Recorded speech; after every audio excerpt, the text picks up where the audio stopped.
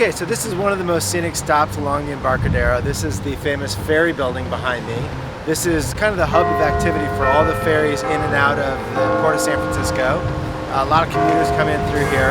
The Ferry Building also houses a fantastic array of restaurants, food stands, a farmer's market. It's just a great place to hang out, have a coffee, watch the ships come in.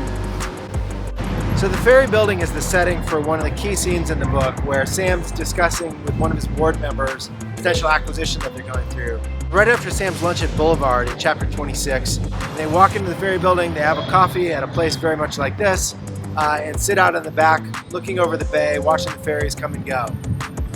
You can see this area is a bustle of activity. It's a hub for a lot of the ferries coming in from Sausalito and the East Bay into San Francisco. It's kind of one of the key ports for the city of San Francisco. Designed by New York architect A. Page Brown, the Ferry Building was constructed in 1898.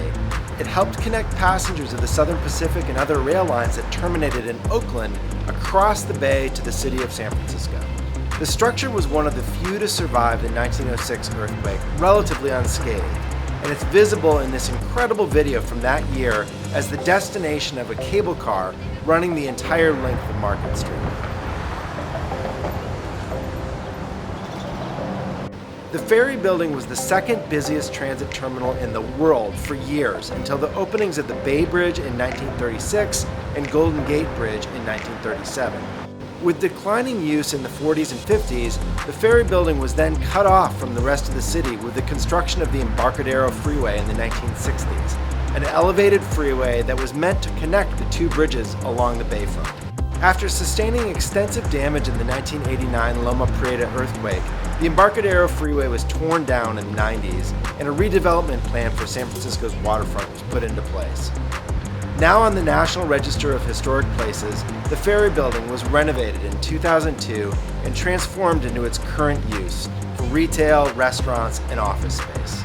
Among those retailers is Book Passage, one of my favorite local independent bookstores, which has a location inside the Ferry Building overlooking the bay, and hosted me for a book event around the launch of BitFlip. Join me next week as we continue to visit destinations in downtown San Francisco that feature prominently in the book BitFlip as part of the BitFlip virtual book tour.